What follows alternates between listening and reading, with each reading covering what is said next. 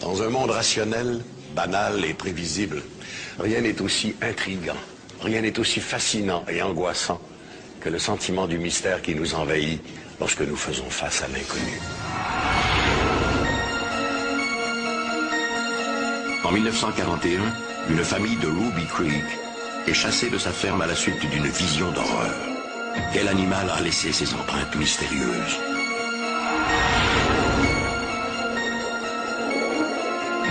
Des vaches mutilées tombent du ciel. Une nouvelle plaie d'Égypte? Ça demande explication. Mais y a-t-il une seule hypothèse vraisemblable?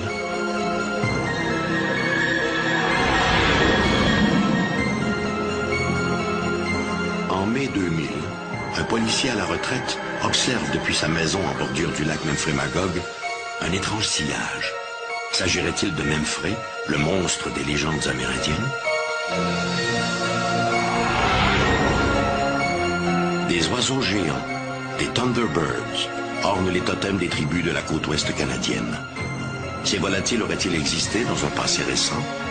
Des témoins jurent que oui. Chaque mystère recèle sa part d'inconnu. Rien n'est si angoissant et fantastique que l'inconnu. Ici Michel Dumont. Bienvenue à Dossier Mystère.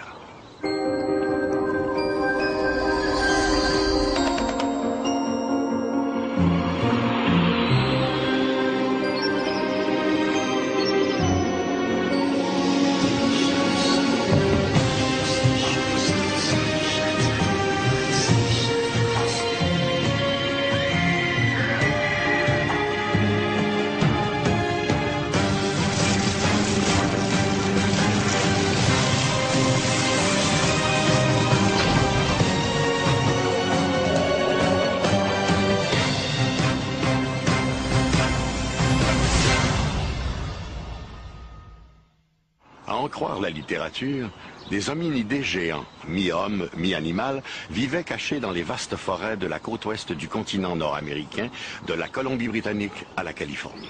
Au Canada, on les surnomme Sasquatch, un terme amérindien qui signifie l'homme sauvage de la forêt. Mais au-delà des légendes, cet abominable homme des bois d'Amérique existe-t-il vraiment? Certains en sont convaincus. À l'automne 1941, près de Ruby Creek en Colombie-Britannique, un des enfants de la famille Chapman entre à la maison en annonçant qu'une grosse vache vient de sortir de la forêt.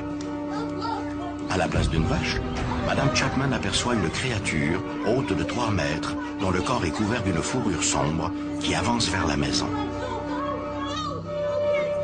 Ils prendront tous la fuite jusqu'au village de Ruby Creek en longeant la rivière Fraser. Vers 18 h, de retour à la maison, M. Chapman retrouvera celle-ci désertée. Un baril de 45 gallons, où il gardait du saumon fumé, est vidé de son contenu. À proximité, des empreintes de pieds de 40 cm de long. Par chance, il retrouvera sa famille saine et sauve, marchant à sa rencontre. L'incident attire l'attention de Joe Dunn, shérif dans l'État de Washington. Celui-ci s'intéresse à ces histoires de géants velus. Il dessinera et moulera ces traces de pas géants qui deviendront l'une des principales preuves de l'existence des Sasquatch.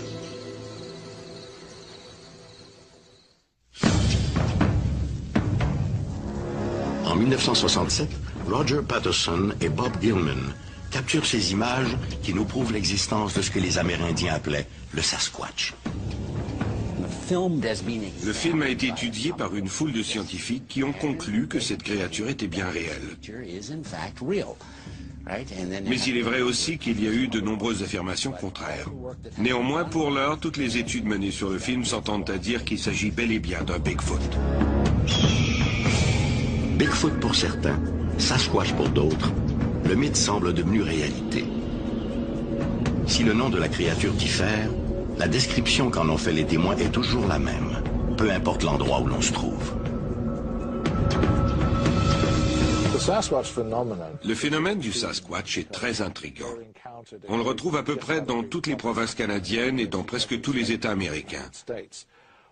Pourtant, et c'est le cœur du problème, malgré cette grande répartition, la créature ne laisse que très peu de traces derrière elle.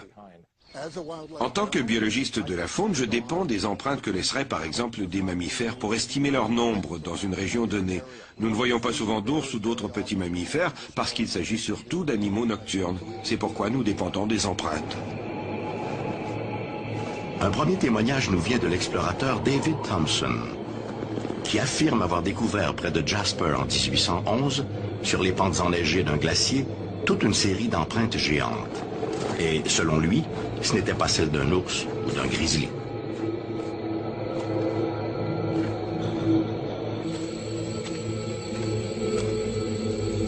Mais depuis ce temps, tous les cas rapportant des traces de pas géants n'ont pas toujours été dignes de foi, car nombreux sont ceux qui ont cherché la gloire et la popularité en créant eux-mêmes ces pieds géants sculptés dans des plaques de bois.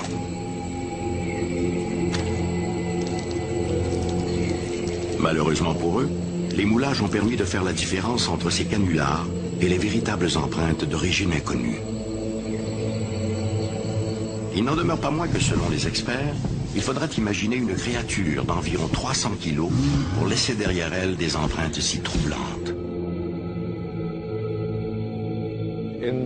Dans plusieurs cas, il a été établi que les empreintes avaient été faites par un pied doué d'une articulation dynamique. Il a aussi été démontré que leur profondeur était plus prononcée que la profondeur d'une empreinte humaine. On a aussi observé sur de nombreuses empreintes des marques de poussée et un bris dans l'ossature de l'arche du pied. Tous ces détails indiquent que ces traces n'ont pas été faites par des hommes. Nous n'avons pas ce genre de bris dans l'arche du pied, comme celui visible sur certaines empreintes de Sasquatch.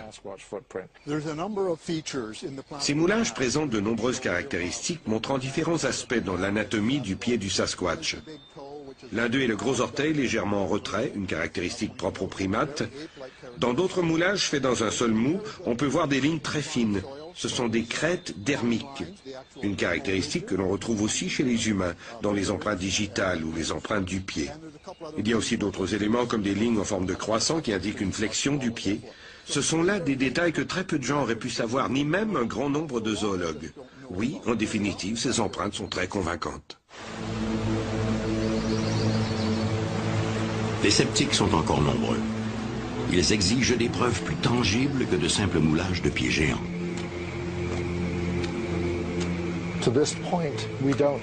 Pour l'heure, du moins à ma connaissance, nous n'avons toujours pas de preuve ADN du Sasquatch. Nous avons des excréments. Plusieurs personnes en ont trouvé. Ils ressemblent à des excréments humains, mais beaucoup plus gros. Et l'analyse des échantillons montre qu'ils contiennent des poils et des restes de rongeurs. Ils ressemblent à des excréments humains, mais contiennent des choses que généralement les humains ne mangent pas. Le docteur Fahrenbach a obtenu plusieurs échantillons de poils prélevés sur les lieux de rencontre avec des Sasquatch. Ces poils ne correspondent à aucun primate connu jusqu'à maintenant. C'est très encourageant. C'est un premier pas. En admettant le fait que des groupes de Sasquatch vivent dans les forêts d'Amérique du Nord, comment expliquer qu'à ce jour, aucun cadavre n'ait été retrouvé? Sur la côte du nord-ouest Pacifique, nous avons un sol très acide. Il y a aussi tout un lot d'animaux charognards, cela va des petits rongeurs comme les souris ou les mulots, aux plus grands prédateurs comme les loups, les coyotes ou les ours. Ces animaux dévorent les carcasses. En très peu de temps, il ne reste plus rien. Je n'ai jamais rencontré un seul chasseur d'ours qui disait avoir vu une carcasse d'ours, même après avoir passé 20 ou 30 ans à chasser. Nous ne savons pas non plus si les Sasquatch n'ont pas des rites pour disposer de leurs morts. Nous ne trouvons pas de Sasquatch parce que personne ne les cherche vraiment. Si vous survolez le Canada et vous regardez par les hublots, vous verrez qu'il y a des milliers de kilomètres carrés où il n'y a absolument rien. Il n'y a personne. Personne pour chercher. À la base, la situation est simple. On ne trouvera jamais le Sasquatch si personne ne le cherche. Et je parle ici d'une recherche intensive. Jusqu'à ce jour, le refus de la communauté scientifique de s'intéresser à la possible existence du Sasquatch est-il réellement justifié par la faiblesse des preuves ou par la force des préjugés? Jusqu'à présent, la réaction, c'est de dire « Ah non, il doit s'agir d'un ours qui marche sur ses pattes de derrière », quand on ne tombe pas simplement dans l'idée du canular et qu'on rejette tout. Je trouve cela très malheureux. Mais les choses s'améliorent. Le sujet progresse et certains de mes collègues commencent à s'y intéresser. Le Sasquatch pourrait se révéler une toute nouvelle espèce, quelque chose à mi-chemin entre les pongidés et l'espèce humaine. Personnellement, je crois que le Sasquatch se situe plus près de l'espèce humaine que des pongidés. Des gens ont rapporté avoir décelé une lueur d'intelligence dans ses yeux, comme s'il s'agissait du cousin oublié de la famille des Homo sapiens. Mais encore là, tant et aussi longtemps que nous n'en aurons pas trouvé un mort ou vivant, la question restera ouverte.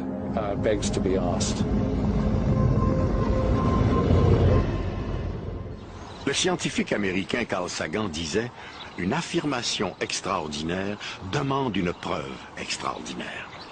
Hélas, il faut bien reconnaître qu'au chapitre du Sasquatch, les preuves font difficilement le poids, des récits souvent invérifiables et quelques moulages. Mais l'histoire est pleine de rebondissements inattendus. Il y a un siècle à peine, les scientifiques du monde entier disaient que les gorilles de montagne n'étaient qu'un mythe. Alors qui sait ce que nous réserve l'avenir? Pour la plupart des chercheurs qui s'intéressent aux histoires de Sasquatch, ces créatures seraient les derniers représentants d'une espèce animale en voie de disparition.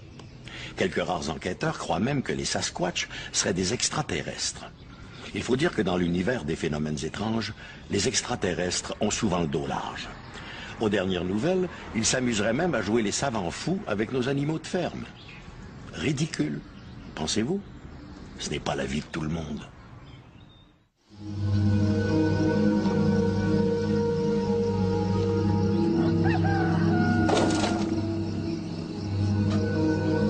Comme elle le fait régulièrement, Madame Dorothy Verchomin, une fermière de Leduc, en Alberta, au volant de sa camionnette, monte au pâturage.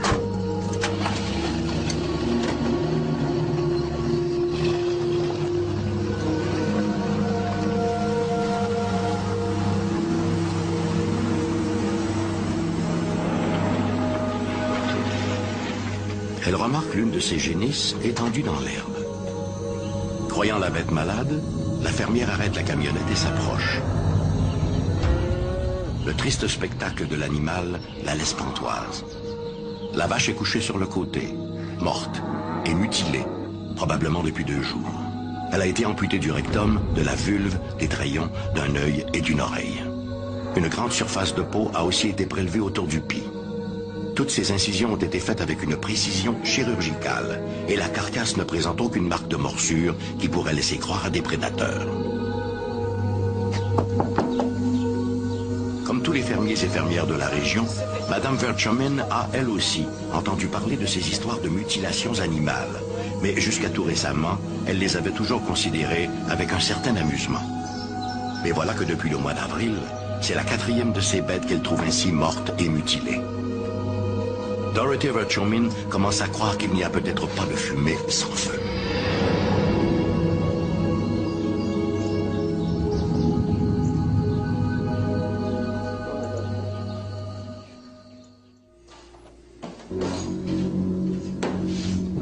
Chaque année, des centaines de têtes de bétail sont tuées et mutilées, tant aux États-Unis qu'au Canada. Évidemment, la plupart de ces décès sont attribuables à des prédateurs, comme des loups, des coyotes, et même à certains oiseaux charognards, comme des busards. Mais au-delà de ces constats, il existe toute une série de mutilations qui ne s'expliquent pas aussi aisément.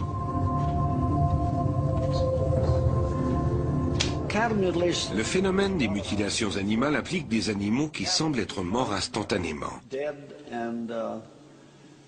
On ne retrouve jamais d'empreintes autour de la carcasse. Et des organes comme la langue, un œil ou une oreille ont été prélevés. On note aussi des coupures à l'abdomen, au rectum, ou encore l'ablation totale des organes génitaux. Beaucoup de ces blessures ressemblent à des coupures au laser. Depuis les années 1970, durant la période où j'étais membre de la GRC, j'ai enquêté au moins sur 2 affaires de mutilation animale et je n'y ai rien vu d'étrange. Je sais que ces incidents se sont produits partout en Amérique du Nord, surtout durant les années 1970-80. J'ai lu plusieurs articles à ce sujet racontant que des centaines d'animaux avaient été trouvés morts et mutilés. Mais dans les faits, il n'y a là rien de vraiment inhabituel.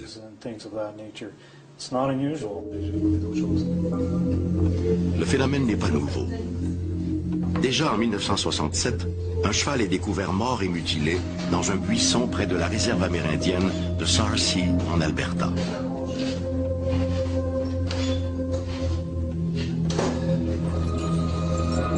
L'année suivante, d'autres cas sont rapportés en Ontario et au Manitoba. Dans ce dernier cas, le bovidé a été amputé de ses organes génitaux, de la patte antérieure droite et d'une oreille. Les coupures sont très nettes et l'animal ne paraît pas avoir saigné. Plus tard, entre le 1er août et le 11 novembre 1979, 38 cas sont rapportés près de la frontière de l'Alberta et du Montana. Selon les agents de la GRC chargés de l'enquête, 13 de ces cas sont inexplicables. Les autorités favorisent alors la piste sectaire.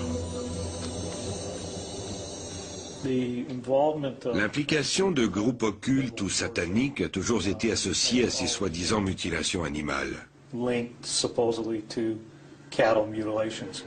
À savoir si cela est vrai, je ne saurais le dire. En regard des enquêtes que j'ai menées, je n'ai jamais rien trouvé me permettant d'identifier quelque groupe occulte ou satanique que ce soit qui aurait réellement été responsable de ces mutilations animales.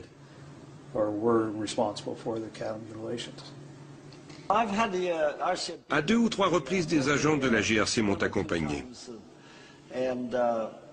L'un d'eux, et j'ignore s'il a écrit un rapport à ce sujet, a été très impressionné par ce qu'il a vu. Il a admis que tout cela était très étrange et qu'il ne s'agissait certainement pas de prédateurs.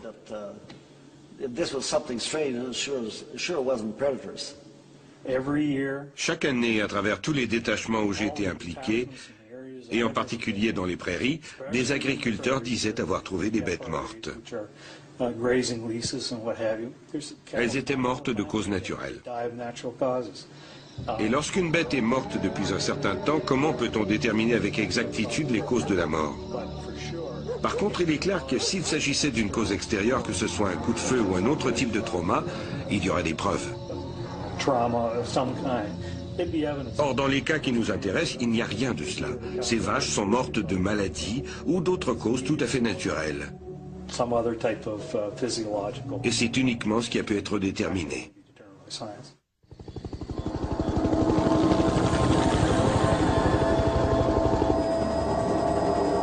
En mal de responsables, certains ont fait circuler la rumeur voulant que ces barbaries soient dues à des expériences menées par des militaires ou par des groupes de recherche industriels ou encore à une mystérieuse agence gouvernementale. L'idée que ces mutilations puissent être liées à des opérations militaires m'apparaît plutôt bizarre.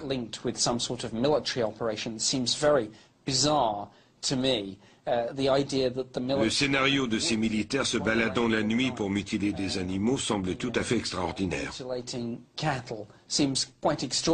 Je n'y crois pas du tout. Le gouvernement et les compagnies pétrolières ont été pointés du doigt pour ces mutilations. Je n'y crois pas du tout.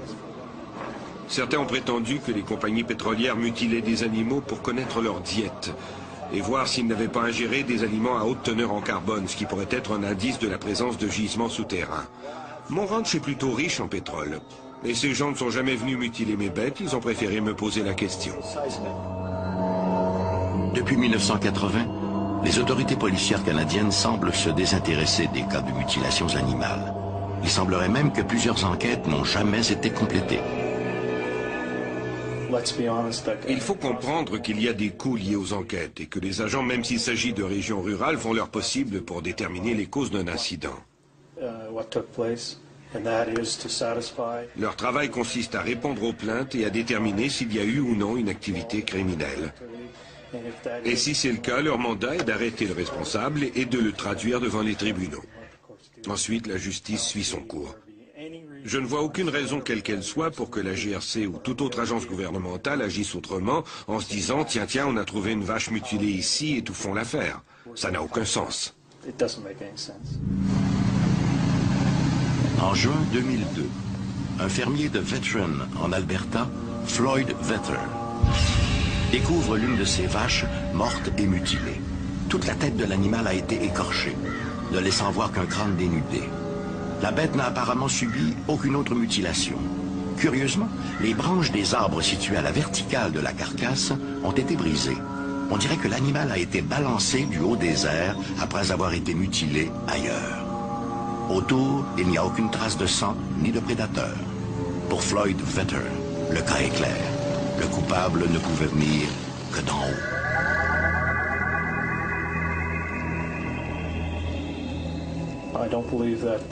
Je ne crois pas que ces mutilations soient l'œuvre des extraterrestres. Honnêtement, pourquoi viendraient-ils ici pour mutiler tous ces animaux? S'ils sont assez intelligents pour nous rendre visite, ils auraient certainement trouvé un moyen de discuter avec nous. Tout cela est ridicule.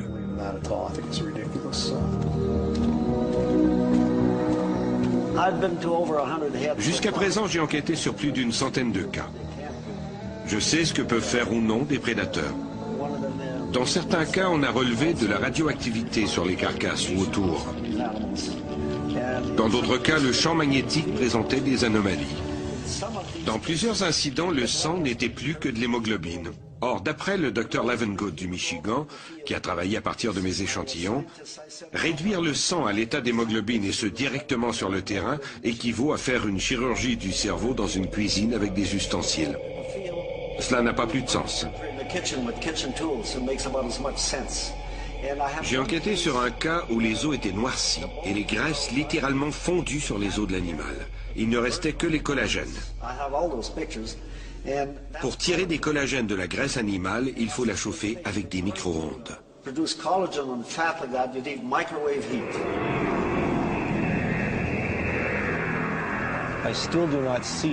ne vois toujours pas quel est le lien avec les ovnis, mais cela demeure un phénomène intéressant. C'est sans doute un sujet qui mérite d'être étudié, mais je souhaiterais y voir plus de vétérinaires spécialisés en pathologie animale. Jusqu'à maintenant, hélas, les enquêtes ont été laissées aux amateurs d'ovnis qui, bien entendu, n'ont aucune connaissance en pathologie animale. Or, il est essentiel que le sujet soit confié à des gens ayant autorité en la matière. Au Canada, je suis le seul enquêteur sur ce sujet. Il m'est arrivé de travailler de concert avec la GRC et des vétérinaires. Ces derniers sont plutôt réticents à parler de ce sujet. Certains ont même refusé de se rendre près de la carcasse. Les cas de mutilations animales sont aussi troublants aujourd'hui qu'ils l'étaient en 1967. Dans la mesure où les seuls témoins de ces barbaries sont les bêtes présentes qui ont été épargnées, on peut imaginer que les coupables auront le champ libre encore bien longtemps.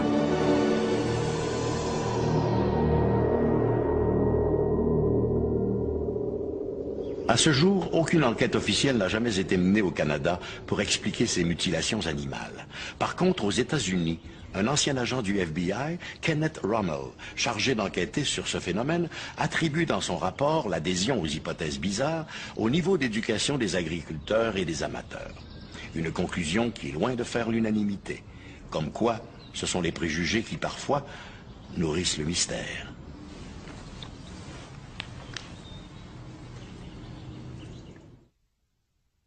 Une histoire de pêcheur. Voilà une expression consacrée qui exprime l'incrédulité face à l'exagération de certains conteurs. Mais qu'aurait à gagner un pêcheur à raconter avoir vu un monstre marin sorti tout droit du parc jurassique? Pour les témoins involontaires de ces rencontres fantastiques, l'existence de tels animaux fabuleux ne fait plus aucun doute. À cause de leurs convictions, ils doivent subir la moquerie et le sarcasme. Au Québec, cette bête fabuleuse a un nom. Memphrey. Au matin du 18 mai 2003, le lac Memphremagog est pratiquement désert. Jean Grenier, un résident de Magog, une petite ville située sur les rives du lac, s'apprête à jeter sa ligne.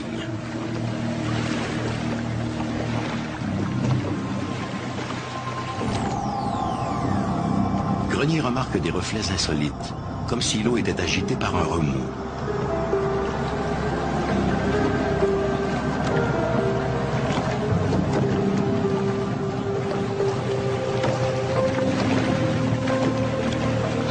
Soudain, une forme sombre brise la surface, sans provoquer d'éclaboussure. Pendant près de 3 minutes, Jean Grenier va observer la chose. Il ne voit ni la tête, ni la queue. Mais pour lui, il s'agit bel et bien d'un animal, et d'un gros.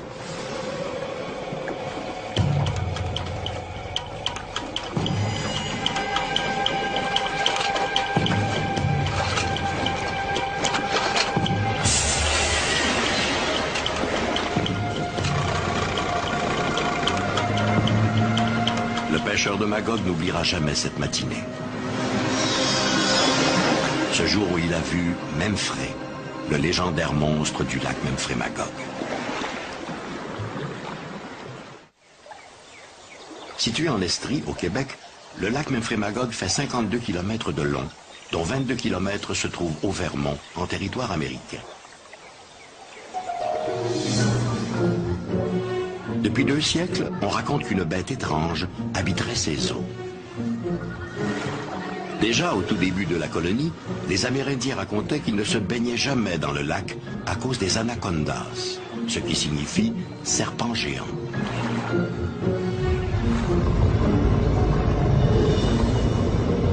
L'histoire de Memphrey, en réalité, ça provient de l'histoire du lac Memphrey-Magog. Dans la géographie des frères des écoles chrétiennes du Québec, là, en 1870, on nous dit qu'il n'y a pas d'animaux nuisibles au Canada, sauf le monstre qui se montre gratis au lac Memphrey-Magog. Le nombre d'observations par année depuis que je m'occupe d'étudier ce phénomène-là, c'est environ une moyenne de 3 apparitions par année. Mais dans une année, on a eu jusqu'à 14 apparitions. Et nous avons eu des apparitions qui sont assez convaincantes. Exemple, le matin, on a des apparitions à Newport, aux États-Unis, c'est-à-dire dans la partie sud du lac, le Memphrey-Magog, vers, disons, 10 heures l'avant-midi. Et le soir, à 5 heures, environ une dizaine de milles de là, les mêmes phénomènes sont observés par différentes personnes. Alors, c'est assez convaincant. Parmi ces observations, citons celle de M. Adrien Rompré. Le 5 mai 2000, ce retraité de la police de Montréal observe depuis sa maison en bordure du lac un sillage qui se déplace rapidement à la surface de l'eau. Je croyais que c'était mon voisin qui sortait son bateau.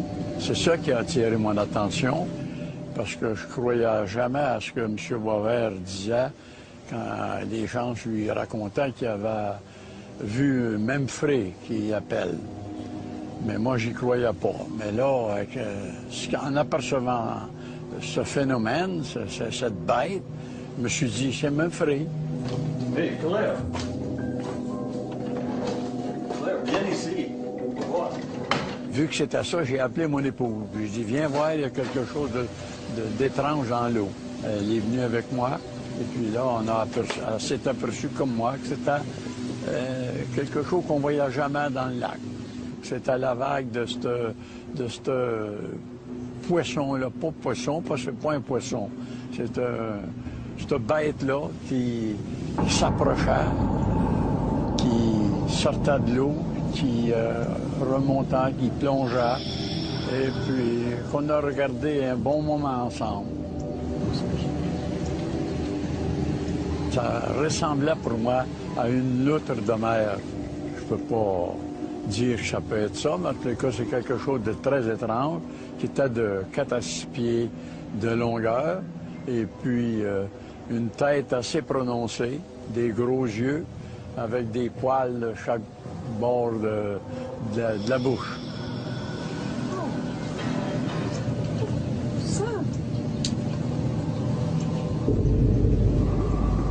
Là, à un moment donné, on l'a perdu de vue parce qu'il a plongé profondément, fort probable parce qu'on ne l'a pas revu.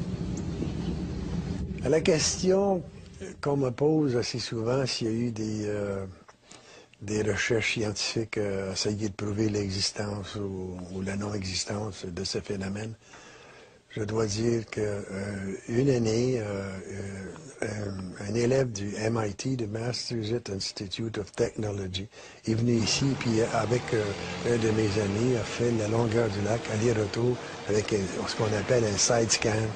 Et on n'avait rien trouvé d'anormal à ce moment-là. On n'avait rien trouvé qui pouvait prouver qu'il y avait une créature dans le lac de Memphremagog. Vu que j'étais un guide de pêche sur le lac Memphremagog, c'est que je trôlais un matin à la truite grise avec un laitier de Ville-Jacques-Cartier. Le 18 juin 1989, M. Charland, accompagné de son client, pêche dans les eaux profondes du lac. Soudain, son sonographique lui retransmet l'écho d'une masse sous-marine importante qui remonte droit sur eux. Tout d'un coup, j'ai dit à M. Hamel, j'ai dit, fais attention, j'ai dit, je pense qu'on va le virer en envers. Il dit, qu'est-ce que tu veux dire par là? Sur le sonore, il venait justement d'enregistrer là, une grosse masse là, qui n'était pas naturelle. Pour la bonne raison, j'étais assez accoutumé à passer à ce place-là. C'est pas une roche, c'est pas ça. Fait que j'ai dit, tiens, le bateau, ça va arriver. Mais contre toute attente, la bête émerge à quelques mètres de la chaloupe. Charland et son compagnon peuvent à loisir détailler la bête. Elle a une tête semblable à celle d'un hippocampe et sa peau est foncée et luisante.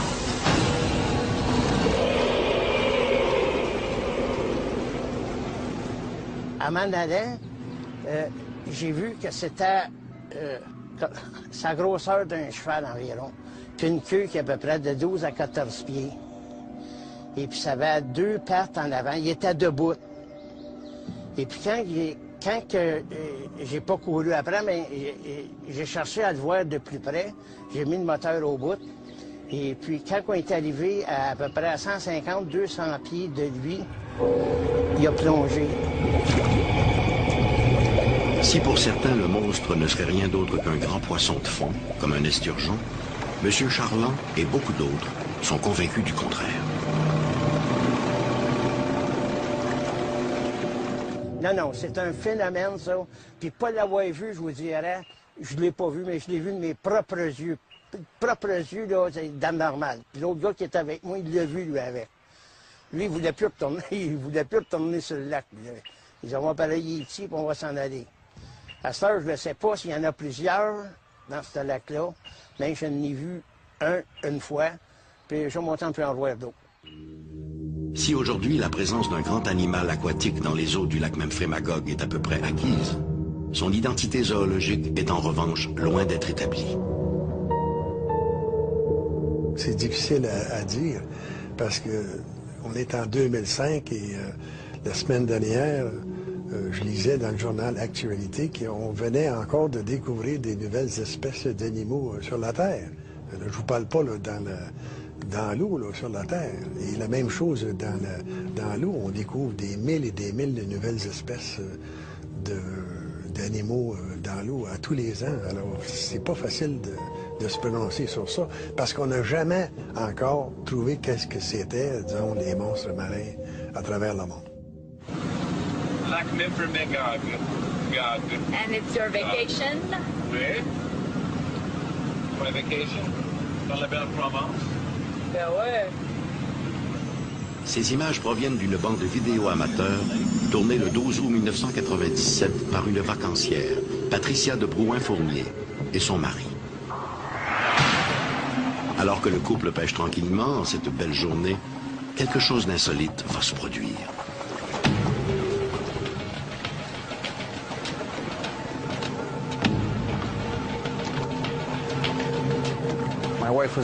À ce moment-là, mon épouse filmait comme elle le fait souvent. Nous avons soudain aperçu une vague créée par un objet. Nous l'avons observée pendant 10 ou 15 secondes, puis elle a disparu comme si l'objet qui en était responsable avait replongé. C'est un très court clip. C'est bizarre. Vraiment bizarre. L'objet se déplaçait beaucoup trop vite pour être un tronc d'arbre. Pour moi, il est clair que c'était un objet animé qui faisait cette vague à la surface. Je ne saurais dire s'il s'agissait d'un poisson, mais si c'est le cas, il devait être très gros. Mais de ce que j'en sais, les poissons de cette taille ne nagent pas comme ça juste sous la surface.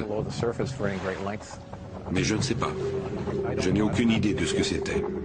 Ce film sera soumis à des experts qui s'avoueront incapables d'identifier la bête du lac. Esturgeon bicentenaire? Dinosaure échappé du parc Jurassique? Espèce lacustre inconnue? Toutes ces hypothèses semblent des plus improbables. Mais improbable n'est pas impossible. Sherlock Holmes disait, une fois que vous avez éliminé l'impossible, ce qui reste, même improbable, doit être la vérité.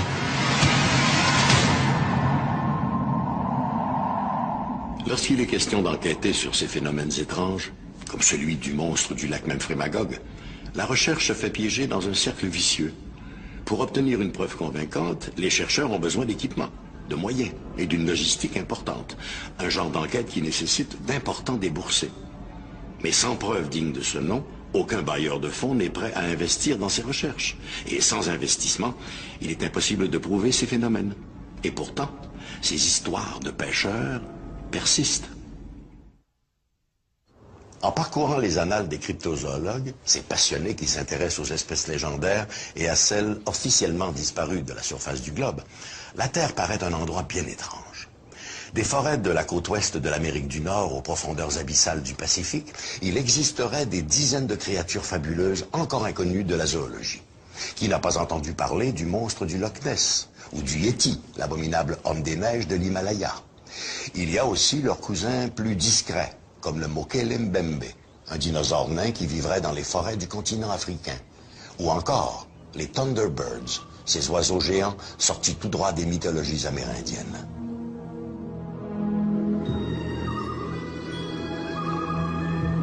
Alberta, 1925.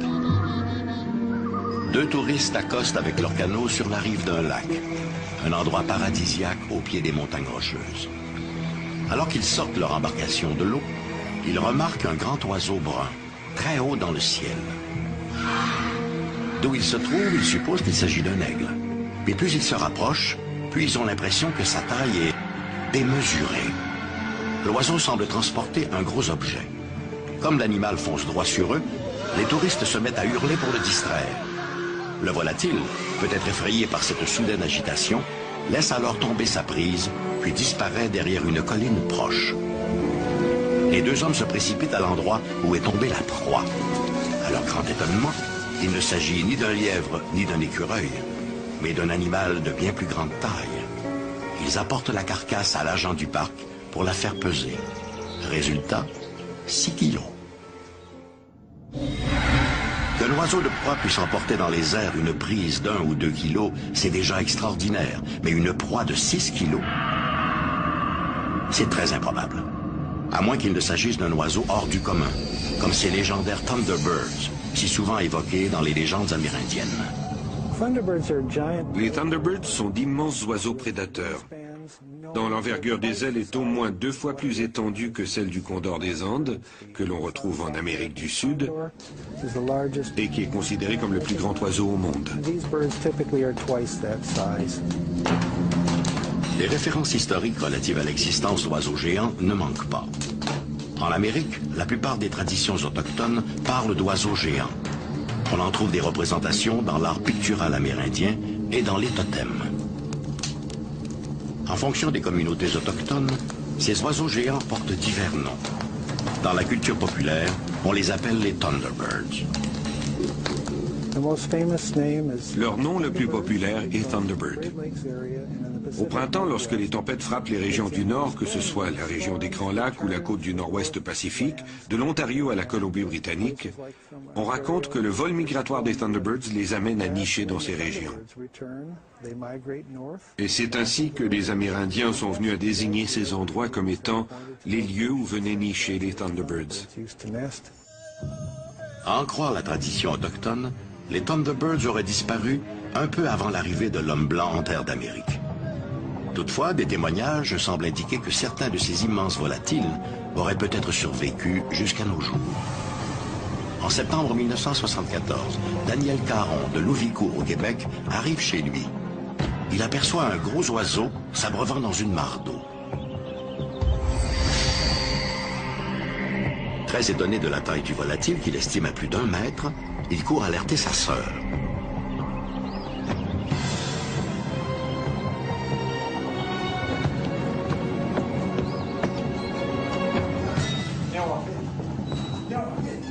Les deux jeunes gens décident alors de s'en approcher, mais le volatile découvre leur présence et s'envole aussitôt. Le lendemain, leur voisin aperçoit à son tour le même gros oiseau. Dès qu'il tente de s'en approcher, l'animal s'envole. « 24 heures plus tard, Suzanne Caron le revoit dans sa cour. Elle crie à son voisin que l'oiseau est de retour. Le jeune homme se précipite avec sa carabine de calibre 22 et fait feu sur le volatile, sans toutefois le toucher. Au bruit des détonations, l'oiseau s'enfuit en battant lentement des ailes. On ne le reverra plus. En 1977, en Illinois, s'est produit une affaire célèbre. Un jeune garçon de 10 ans, Marlon Lowe, a été agrippé par un oiseau géant et emporté sur plusieurs dizaines de mètres avant d'être relâché. L'affaire s'est produite devant ses camarades de jeu et plusieurs adultes. Tous ont été témoins.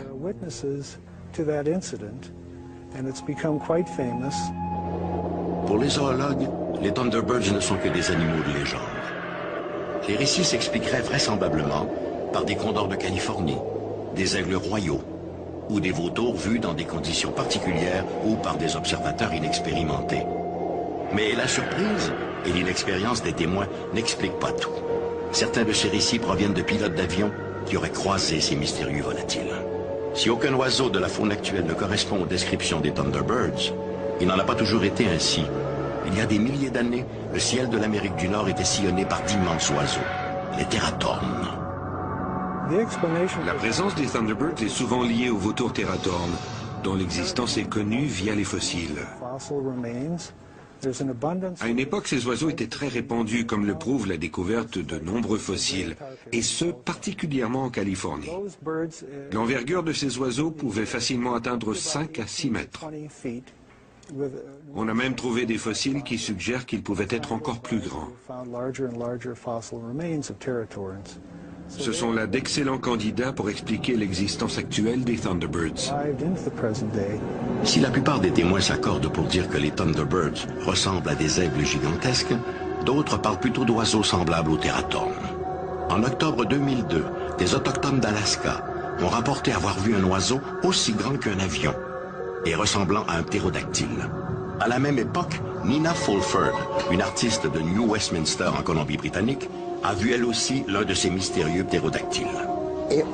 Il était immense, avec des ailes énormes.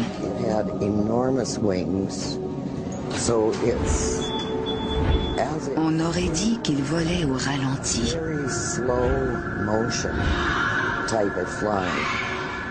Son cou était très long et sa tête, très petite, portait une crête. Ses pattes étaient minces et pendaient. Sa queue était longue et se terminait avec un appendice en forme de V. L'idée que des ptérodactyles aient survécu jusqu'à nos jours relève de l'utopie. Pourtant, de nombreux témoins jurent que c'est exactement ce qu'ils ont vu. Pour les sceptiques, seule une preuve matérielle pourrait clore le débat. Or, en dépit des centaines de témoignages, aucune preuve convaincante n'a jamais été présentée. Ni spécimen, ni carcasse, ni plume. Quant aux clichés et films montrant de soi-disant Thunderbirds, ceux-ci sont loin d'être convaincants, quand ils ne sont pas tout simplement de vulgaires trucages. Mais qui sait ce que tous ces témoins ont réellement vu? Volant, nageant ou rampant, les animaux mythiques, réels ou imaginaires, fascinent par leur caractère intemporel. Ils sont de toutes les cultures et de toutes les légendes. C'est justement cette omniprésence à travers les âges qui amène les cryptozoologues à conclure qu'il n'y a certainement pas de fumée sans feu. Après tout, des témoins sur des décennies, voire des siècles, ne peuvent pas tous s'être trompés à ce point. Quand l'inconnu ébranle jusqu'à notre confiance en ce monde, notre imagination s'emballe. Mais les vrais mystères, ceux qui défient toutes les explications rationnelles, ne sont-ils pas une porte ouverte sur la véritable connaissance ?